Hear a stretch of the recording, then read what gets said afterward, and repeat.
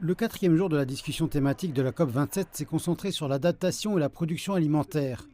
Des leaders de l'industrie, des décideurs politiques, des innovateurs et des experts ont abordé l'impact du changement climatique sur la production alimentaire. Nous voyons à quel point des événements climatiques graves peuvent anéantir non seulement les cultures, mais aussi l'ensemble des moyens de subsistance d'un petit agriculteur.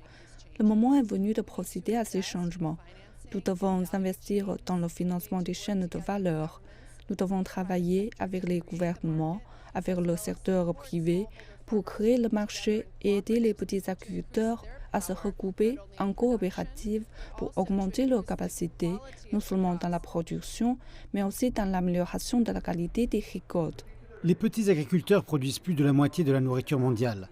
Dans plusieurs pays d'Afrique, leur part monte à 80%, mais ils n'ont obtenu que 1,7% des financements climatiques en 2018. L'accès au financement a été un défi majeur pour la plupart de nos agriculteurs. Et si nous voulons révolutionner le secteur agricole, alors nous devons disposer d'un financement plus abordable qui peut aider les gens à se développer davantage.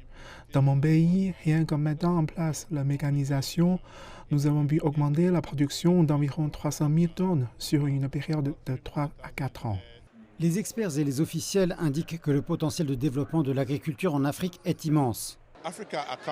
L'Afrique représente 60% de la superficie des terres destinées à la production alimentaire.